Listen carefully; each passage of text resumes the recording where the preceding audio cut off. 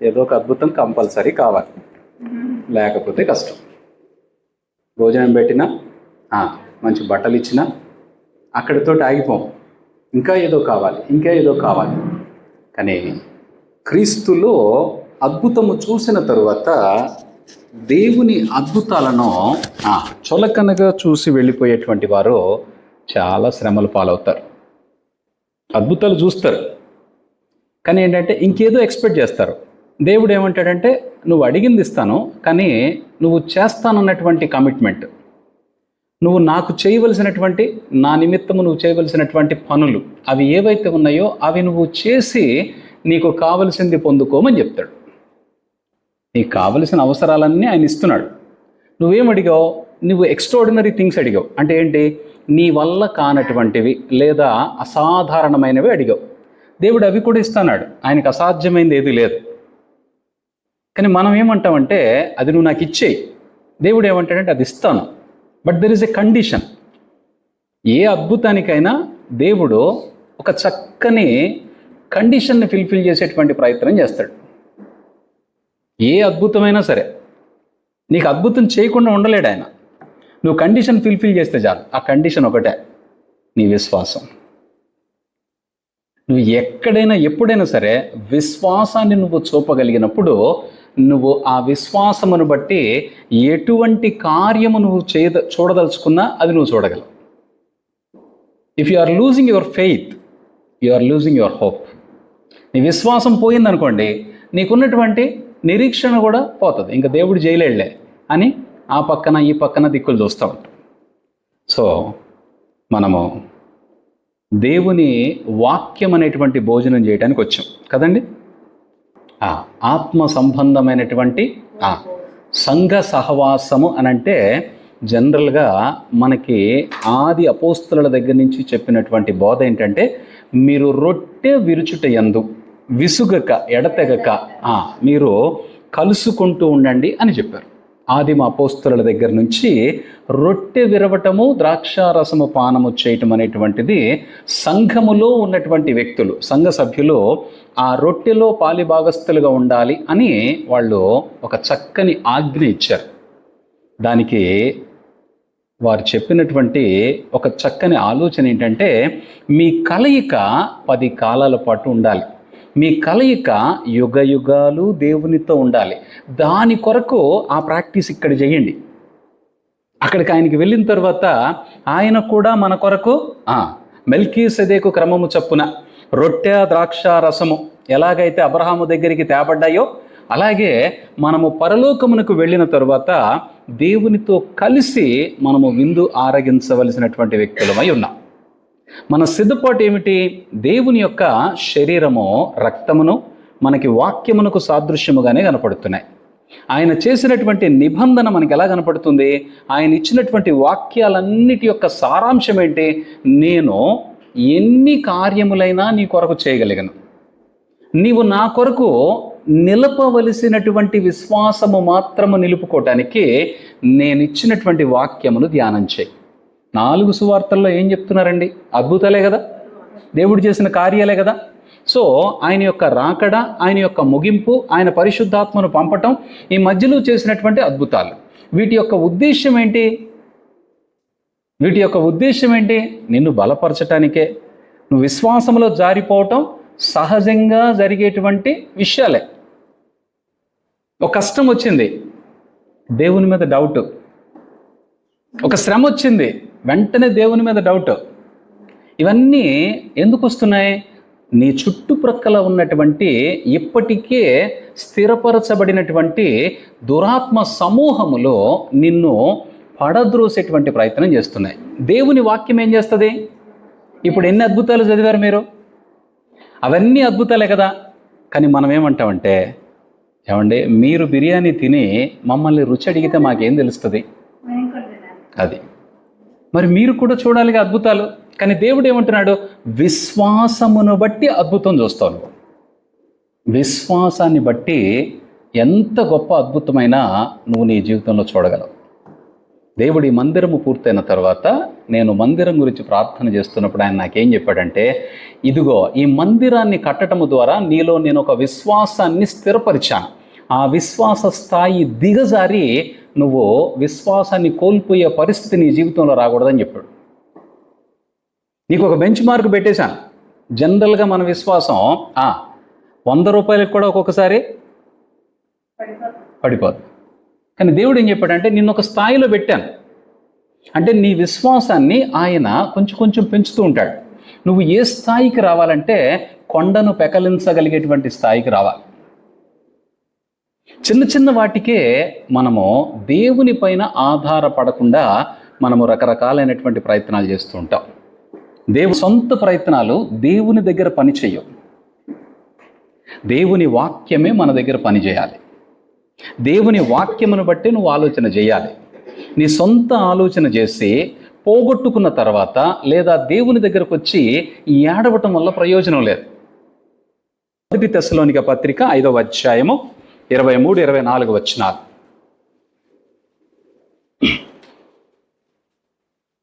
1 తెస్సలోనిక 5:23-24.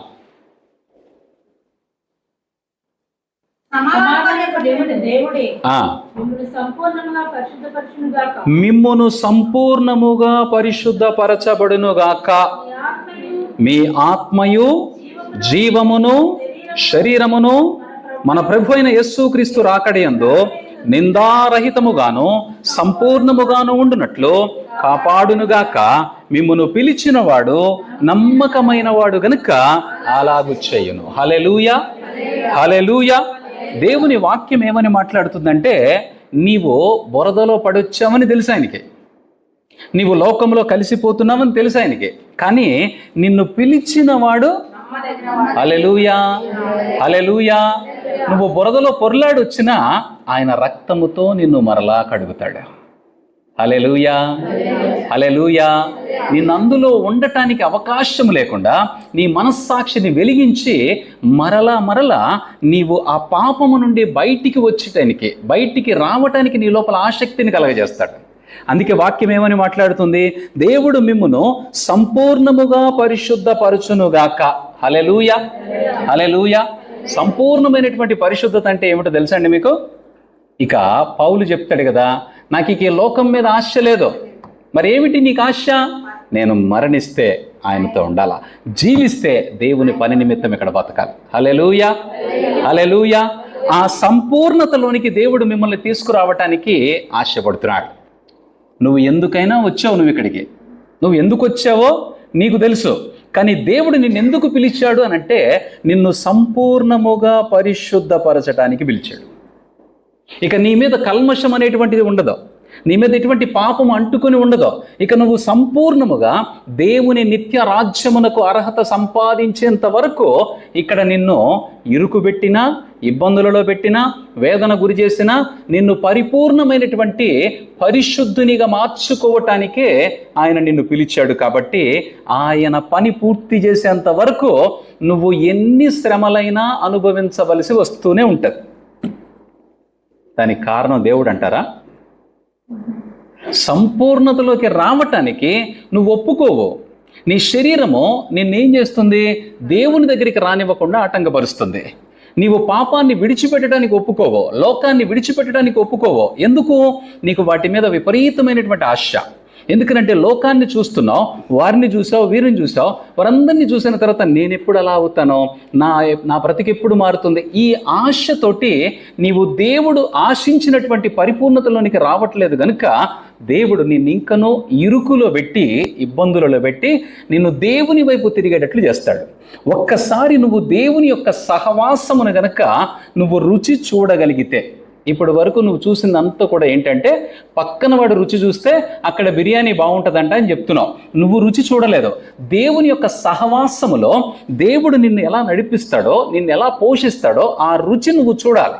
నీ పరిస్థితులలో దేవుడు నీకు ఎలా సహాయపడుతున్నాడో ఆ సహాయాన్ని నువ్వు చూసినప్పుడు దేవుని పైన ఆధారపడి ఇక నువ్వు దేని గురించి నీ సొంత ప్రయత్నము చేయకుండా దేవుని కొరకు ఎదురు చూస్తూ ఉంటావు. అటువంటి స్థితి నీ జీవితంలోకి రావాలని దేవుడు ఆశపడుతున్నాడు. నువ్వు పూర్తిగా ఆయన పైన మాత్రమే ఆధారపడాలి. అందుకే ఆయన శరీరాన్ని నీ కొరకు ఇచ్చాడు, ఆయన రక్తాన్ని నీ కొరకు ఇచ్చాడు. నువ్వేమో ఈ లోకములో ఉన్నటువంటి పెరిషబుల్ థింగ్స్ అడుగుతున్నావు, నశించిపోయేటువంటి వాటిని అడుగుతున్నావు. ఆయనేమో నిత్య జీవమునిచ్చేటువంటి జీవం ఉన్నటువంటి నా వాక్యం అనేటువంటి శరీరాన్ని, రక్తాన్ని నేను మీ కొరకు ఇచ్చాను. దానిని మీరు రుచి చూచి దానిని బట్టి జీవించండి అంటున్నాడు. మనం ఏం ఆశిస్తున్నాం? We have lot of things. దేవుని శరీరాన్ని విలువగా ఎంచక, దేవుని రక్తాన్ని విలువగా ఎంచక, లోకములో ఉన్నటువంటి పరిస్థితులన్నీ మన గుండెలో పెట్టుకొని, హృదయంలో పెట్టుకొని, భారముతోటి దేవుని దగ్గరకు వచ్చి, ప్రభువా మాకున్న భారము చూడండి ఆయన. కానీ నువ్వు ఆయన నీ కొరకు పడిన భారాన్ని, నీ కొరకు అనుభవించినటువంటి వేదనను నువ్వు గమనించలేకపోతున్నావు. ఎప్పుడు వస్తావు ఆ స్థితికి? ఎప్పుడు వస్తావు ఆ స్థితికి? అన్నీ పూర్తయ్యాక వస్తానండి. ఏంటి పూర్తయినాక? నిన్ను బాక్సులో పెట్టి తీసుకెళ్ళి పాతెట్టినాక వస్తావా? ఎప్పుడు వస్తావు? బ్రతికుండగానే కదా నువ్వు రుచి చూడాల్సింది. నువ్వు చనిపోయిన తర్వాత నువ్వు ఆయన గురించి ఏమి చేయగలుగుతావు? బ్రతికుండగా నువ్వు ఆయనకి సాక్షిగా నిలబడటాన్ని బట్టి దేవునికి మహిమ కలుగుతుంది. నువ్వు పరిపూర్ణతలోకి రావటాన్ని బట్టి దేవునికి సంతోషము కలుగుతుంది. ఆ పరిపూర్ణత కలిగిన వారి కొరకే అక్కడ దేవుడు స్థలాన్ని సిద్ధపరుస్తున్నాడు తప్ప, నామకార్థమైనటువంటి లేదా కేవలము క్రైస్తవులమని పిలువబడేటువంటి వారి కొరకు అక్కడ స్థలము లేదు. ఆయన ఏముంటుంది? ఆయన వాక్యము, మిమ్మును సంపూర్ణముగా పరిశుద్ధపరచునుగాక, మీ ఆత్మయు జీవమును శరీరమును మన ప్రభు అయిన యేసుక్రీస్తు రాకడయందు నిందారహితముగాను సంపూర్ణముగాను ఉండునట్లు కాపాడబడునుగాక. ఏం మాట్లాడుతున్నాడు ఆయన? ఆత్మయు జీవమును శరీరమును సంపూర్ణమైనటువంటి స్థితిలోకి రావాలి. ఆత్మలో నీకు సంపూర్ణత రావాలి, జీవములో సంపూర్ణత రావాలి, శరీరములో సంపూర్ణత రావాలి. ఇప్పుడు మనం ఏమనుకుంటున్నామో, నేను ఒక్కడే ఇలా ఉన్నాను అనుకుంటున్నావు, కానీ నీ లోపల ముగ్గురు ఉన్నారు కదా. నీ శరీరము, నీ ప్రాణము, జీవము, ముగ్గురు వ్యక్తులుగా ఉన్నారు. వారు ముగ్గురు తండ్రి, కుమార, పరిశుద్ధాత్మకు సాదృశ్యముగా ఉన్నారు. ఈ మూడు విషయాలలో నీకు సంపూర్ణత రావాలి. శరీర సంబంధమైనటువంటి కోరికలపైన నీకు అధికారం రావాలి. వాటిని అణిచివేయగలిగేటువంటి అధికారము నువ్వు సంపాదించాలి. ప్రాణములో నువ్వు తీసుకునేటువంటి నిర్ణయాలను దేవుని వాక్యమును బట్టి నియంత్రించగలిగేటువంటి అధికారము నీకు రావాలి.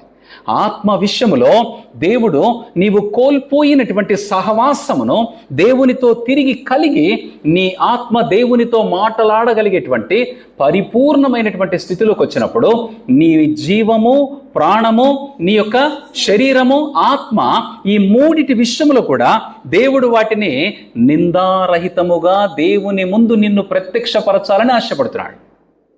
నిన్ను దేవుని ఎదుట చూపించాలి. యేసు ప్రభువారు ముందెళ్ళి అక్కడ కూర్చున్నారు. ఇప్పుడు పిలుస్తున్నారు, ఒక్కొక్క పేరు పిలుస్తున్నారు. ఈ పేరు పిలిచినప్పుడు నీ పేరు పిలిస్తే నీవు నీ ఆత్మ, జీవము, శరీరము మూడిటి విషయములో నిందారహితముగా అక్కడ కనపడాలి. శరీరం పాపం చేస్తుంది, ప్రాణం ఏం చేస్తుంది? దాని ఇష్టం వచ్చినటువంటి ఆలోచనల చేత, కోరికల చేత నిన్ను తప్పు త్రోవ పట్టిస్తుంది. ఆత్మ మాత్రం మూలుగుతా ఉంది, ప్రయోజనం లేదు. ఈ మూడిటి విషయంలో నీవు సంపూర్ణునిగా మార్చబడటానికి దేవుడు తన శరీరమును, రక్తమును నీ కొరకు దారపోసాడు. ఆయన పక్కలో పొడిచినప్పుడు రక్తం ఒకటే రావాలి, కానీ రక్తముతో పాటు ఏమొచ్చింది? నీరు ఆత్మకు సాదృశ్యంగా కనపడుతుంది, రక్తము ప్రాణమునకు సాదృశ్యంగా కనపడుతుంది, శరీరము నీ కొరకు వేలాడదీయబడింది. ఆ మూడిటిని నీ కొరకు దారపోసాడు ఆయన. ఇప్పుడు నువ్వు ఆ మూడిటి విషయంలో సంపూర్ణతలోకి రావాలి. ఆ సంపూర్ణతలోకి రావటానికి నువ్వు కొంత ఎక్సర్సైజ్ చేయాలి. ఎక్సర్సైజ్ ఏమీ లేకుండా, అసలు ఏ ప్రాక్టీసు లేకుండా, నీ కోరికలు అడగటానికే దేవుని దగ్గరికి వచ్చాను. ఇది మంచి క్రైస్తవ్యము కాదు. నేను కోరికతోనే వచ్చాను, కానీ నేను వచ్చినటువంటి కోరిక వేరు, నువ్వు వచ్చినటువంటి కోరిక వేరు.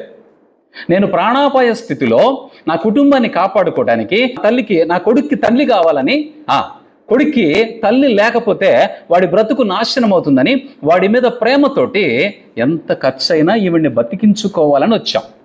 ఈ మార్గంలో మాకు యేసు ప్రభువారు తారసపడ్డాడు. మేము ఆయన్ని కలుసుకున్నాం. ఆయన్ని కలుసుకోవడం వల్ల దేవుని మహాకృపను బట్టి వాడిప్పుడు అమెరికాలో చదువుతున్నా తల్లి ఇంకా బ్రతికుంది వాడి కోసం. లేదంటే వాడికి తల్లి లేదు. ఈ రుచి మాకు అర్థమైంది. దేవుడు మా పక్షంగా లేకపోతే మా కుటుంబమే కుక్కలు చింపిన ఇస్తరు వలె ఉండేది. సో దేవుడు నా కొరకు చేసినటువంటి అద్భుతాన్ని బట్టి నేను ఆయన కొరకు ఒక తీర్మానాన్ని కలిగి ఉన్నాను. ఇక జీవిత కాలమంతా నువ్వే దేవుడివి. అప్పటి వరకు ఎంతమంది దేవుళ్ళు లెక్కయే లేదు. కానీ నిజమైనటువంటి దేవుణ్ణి తెలుసుకున్న తర్వాత నేను మీకు వాస్తవము తెలియజేస్తున్నాను. ఈ దేవుణ్ణి తెలుసుకున్నాక ఆర్థిక పరమైనటువంటి అభివృద్ధి నాకు ఎక్కడా కనిపించలేదు, కానీ దేవుడు నన్ను ఎప్పుడూ సిగ్గుపరచలేదు. నన్ను ఎక్కడ అడుక్కు తినే పరిస్థితికి తీసుకురాలా, ఎక్కడా సిగ్గుపరచలా. అలా అని ఈ దేవుని దగ్గరికి వచ్చినది మొదలుకొని నేను డబ్బు కావాలని దేవుణ్ణి పీడించింది లేదు. అసలు దేవుడు చేసిందే గొప్ప అద్భుతం. నీకు చేసినటువంటి అద్భుతాన్ని బట్టి నువ్వు సంతోషంగా ఆయన సన్నిధిలో కొనసాగాలి తప్ప నీకున్నటువంటి కోరికల కొరకు ఆయనను పీడించేటువంటి భక్తి నీ దగ్గర ఉండటానికి వీల్లేదు. అద్భుతం జరగలేదు కాబట్టి ఆలస్యంగా సంఘానికి వెళ్తాను, అద్భుతం జరగలేదు కాబట్టి వెళితే వెళ్తాను లేకపోతే లేదు. అలాంటి స్థితి నిజమైన క్రైస్తవంలో ఉండటానికి వీల్లేదు. నువ్వు నిజమైనటువంటి క్రైస్తవుడిగా సంపూర్ణునిగా మార్చబడాలని దేవుడు ఆశపడుతున్నాడు. అందుకే నీ కొరకు శరీరాన్ని ఇచ్చాడు, రక్తాన్ని ఇచ్చాడు. ఇంకేమిమ్మంటావు నువ్వు? ఇంకేమిమ్మంటావు? అన్నీ భూమి మీద నీ కొరకు అన్నీ సిద్ధపరిచి పెట్టి వాటిని పొందుకోమని నా వాక్యమును బట్టి నీవు వాటిని పొందుకోవటానికి ప్రయాసపడమని చెప్తే వాక్యాన్ని వదిలేసి నేల విడిచి సాము చేయటం మొదలుపెట్టారట. సాము ఎక్కడ చేయాలి? ఎక్కడ వ్యవసాయం చేయాలి? నేల వదిలిపెట్టి నువ్వు వ్యవసాయం చేస్తానంటే ఎక్కడ విత్తనం విత్తుదాం అనుకుంటున్నావు? మనము నేల విడిచి సాము చేయటానికి రాలేదు. దేవుడిచ్చినటువంటి వాక్యం అనేటువంటి విత్తనమును మన హృదయములో వాటిని చక్కగా విత్తుకొని వాటి ద్వారా దేవుని ఆశీర్వాదాలు చూడటానికి వచ్చాం. వాక్యము లేకుండా ఆశీర్వదించబడితే అది ఇసుక మీద కట్టబడినటువంటి ఇల్లు వలె ఉంటుంది. వాక్యం అనేటువంటి పునాది నీ లోపల లేకపోతే నీకొచ్చిన ఆశీర్వాదాలన్నీ వచ్చినట్టే వచ్చి కొట్టుకుపోతూ ఉంటాయి. ఆశీర్వాదం బాగానే కనపడుతుంది, కానీ అది కొట్టుకుని పోతుంది. సో దేవుని వాక్యం ఏమని మాట్లాడుతుందంటే, మిమ్మల్ని పిలిచిన వాడు నమ్మకమైన వాడు గనుక అలాగు చేయను. మనల్ని పిలిచిన దేవుడు నమ్మకమైనటువంటి దేవుడు. పౌలు ఏమంటాడంటే, నేనున్న స్థితిలో మీరు కూడా ఉండగోర్చున్నా. Hallelujah. He was very much satisfied with the God. దేవుని వలన అతడు సంతృప్తి కలిగి ఉన్నాడట. Now I can also say like that. ఇప్పుడు నేను కూడా అదే చెప్పగలను. నేనున్న స్థితిలో మీరు ఉంటే ఎంతో బాగుంటుంది. హల్లెలూయా, హల్లెలూయా. మా పాస్టర్లు నాకు చెప్పినప్పుడు నాకు కొంచెం అతిశయంగా ఉండేది. వాళ్ళు ఉన్నట్టు నేను ఎట్లుంటాను, వాళ్ళు ఉన్నట్లు నేను ఎట్లుంటాను, వాళ్ళు ఏదో సేవ చేసుకుంటున్నారు, వాళ్ళు ఏదో బతుకుతున్నారు, నేను ఎలా ఉంటాను అంత సాటిస్ఫాక్షన్ తోటి. కానీ నాకు ఆ రోజు తెలియదు ఆ సాటిస్ఫాక్షన్ ఏంటో. కానీ దేవునితో ఉన్నప్పుడు మనకు ఆ సాటిస్ఫాక్షన్ తెలుస్తుంది. Yes Lord, this is enough for us. ఇది చాలు, మాకు ఈ దినము చాలు. రేపటి గురించి ఆశ లేదు. రేపటి గురించి ఆశతో నువ్వు బ్రతుకుతున్నావంటే నువ్వు దేవుని కొరకు బ్రతకడం లేదు. రేపేం జరుగుతుంది, రేపేం జరుగుతుంది, నాకు కావలసింది దొరుకుద్దా లేదా, అది ఆశ రేపటి గురించి. రేపటి గురించి ఆశ లేదు. ఈ రోజే నాకు ముఖ్యం. ఈ రోజు నేను దేవునితో ఉంటే చాలు. హల్లెలూయా. దేవుని సన్నిధి నాతో ఉంటే చాలు. రేపటి గురించి నువ్వు బాధపడాల్సిన అవసరం లేదమ్మా. ఏనాటికి ఈడు ఆనాటికి చాలు. రేపటిని గురించి చింతించొద్దని చెప్తున్నాడు నువ్వు దేవుడు. కానీ మనము రేపటిని గురించినటువంటి చింతే. రేపేంటి రేపేంటి రేపేంటి, ఎన్ని రోజులు చింతించినా రేపు రేపే. ఇవాళ ఏంటో ఆలోచించు, ఇవాళ పూర్తి చేసుకో. ఇవాళ నీ దేవునితో ఉన్నటువంటి సహవాసములో, దేవునితో నీకున్నటువంటి సంబంధములో నువ్వు చక్కగా ఆయనతో గడిపి ఆ సంతోషాన్ని నువ్వు అనుభవించి రేపటి గురించి ఎందుకు ప్రభువా, ఈ రోజు నీ దగ్గరకు వచ్చిన చాలు. రేపటి గురించి ఎందుకు, ఈ సమయము చాలు, ఈ రోజు చాలు. ఇవాళ ముగించబడుతుందనంటే రేపటికి కావలసింది రేపు బ్రతికితే కదా కావాల్సింది.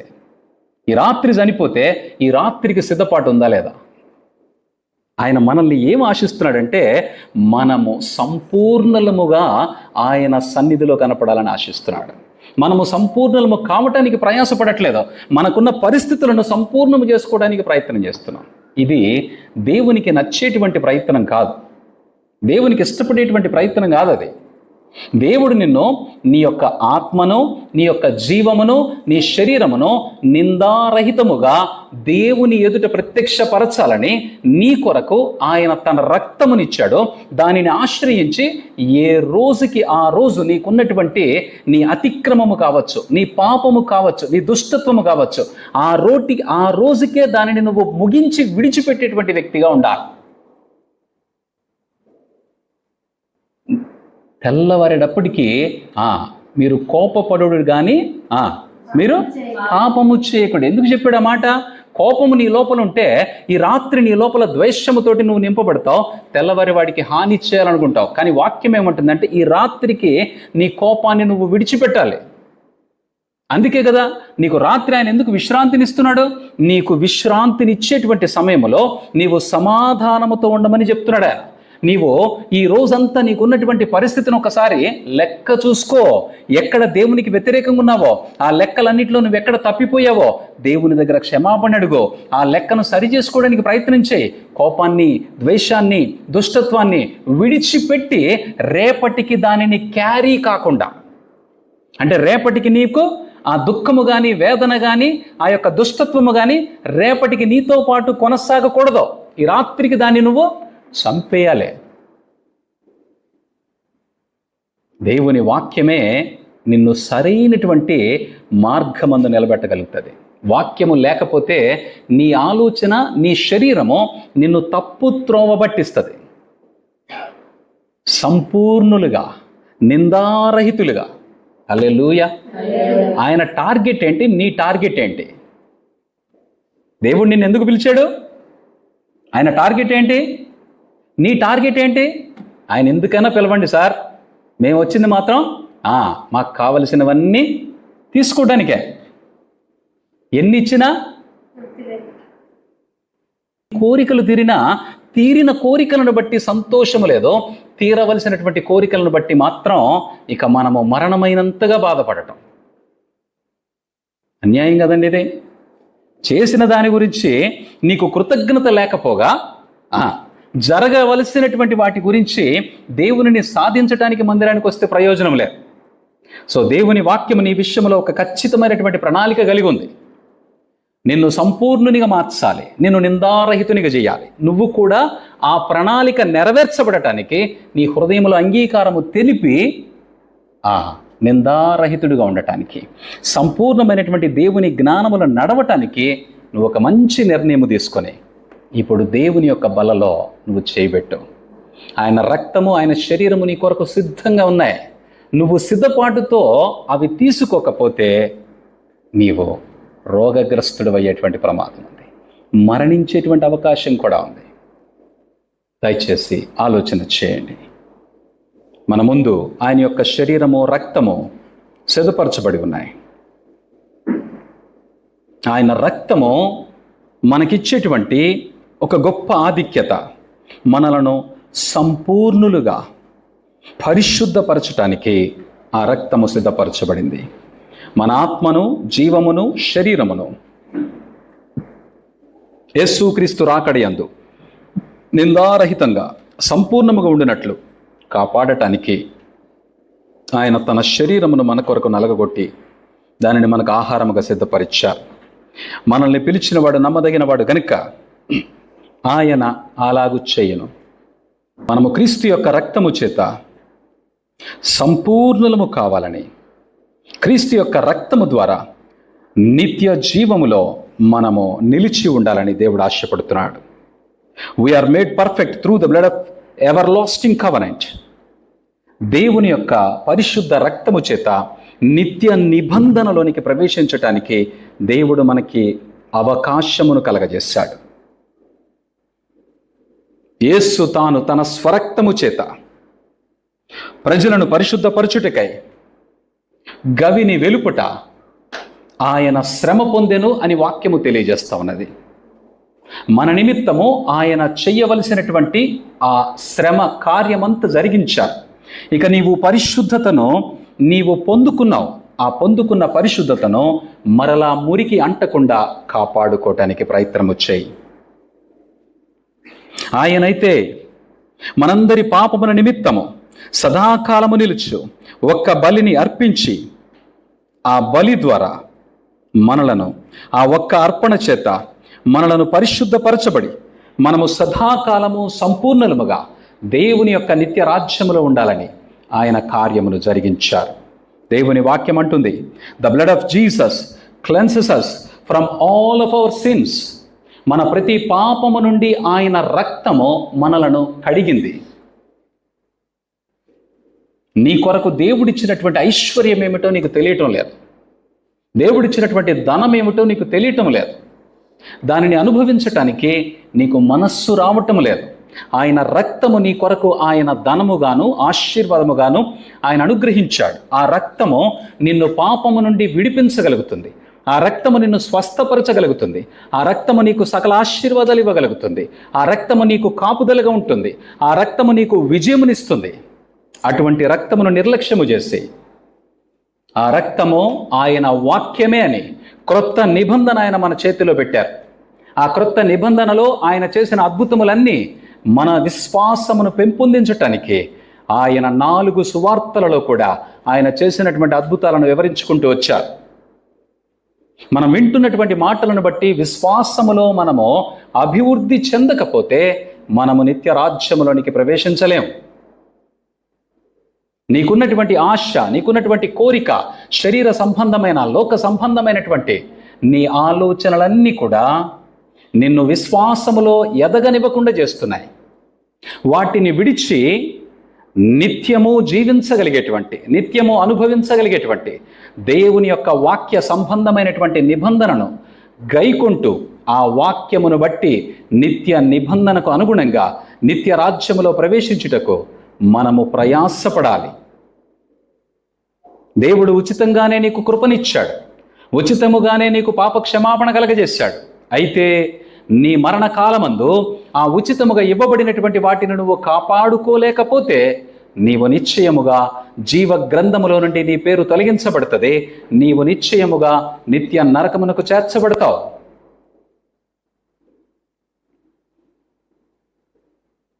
ఆయన రక్తము ద్వారా మనము ధైర్యముగా నిత్య రాజ్యములోనికి ప్రవేశించుటకు దేవుడు మనకు మార్గమును సరళము చేశారు. ఆలోచన చేయండి. This is the very serious matter that you have to think. నువ్వు ఆలోచించాలి, నిన్ను నువ్వు పరీక్షించుకోవాలి, నిన్ను నువ్వు విమర్శించుకోవాలి. ఏ బలహీనత ఉన్నా ఇప్పుడే దేవునిని అడిగి క్షమాపణ కోరుకొని నీవు దేవుని యొక్క బలలో నీ చేతినుంచాలి. శరీరేచ్ఛలను బట్టి విత్తువాడు తన శరీరము నుండి క్షయమును పంట కోయను. ఆత్మను బట్టి విత్తువాడు ఆత్మ నుండి నిత్య జీవమును పంట కోయను. నీవు శరీరముతో దేవుని సన్నిధిలోకి వస్తే క్షయమైపోయేటువంటి పంటను కోస్తావంటున్నాడు. ఆత్మతో, సత్యముతో దేవుని సన్నిధిలోకి వస్తే ఆత్మ సంబంధమైనటువంటి నిత్య జీవం అనేటువంటి పంటను కోయిస్తావు అని వాక్యము చెప్తా ఉన్నది. ఎందుకొరకు వచ్చావో, ఎందు నిమిత్తమో దేవుడు నీ కొరకు మరణించాడో నిన్ను నువ్వు చక్కగా ఆయన కార్యములను, నీ కార్యమును గ్రహించుకుంటూ ఆయన శరీరమును భుజించటానికి సిద్ధపడు.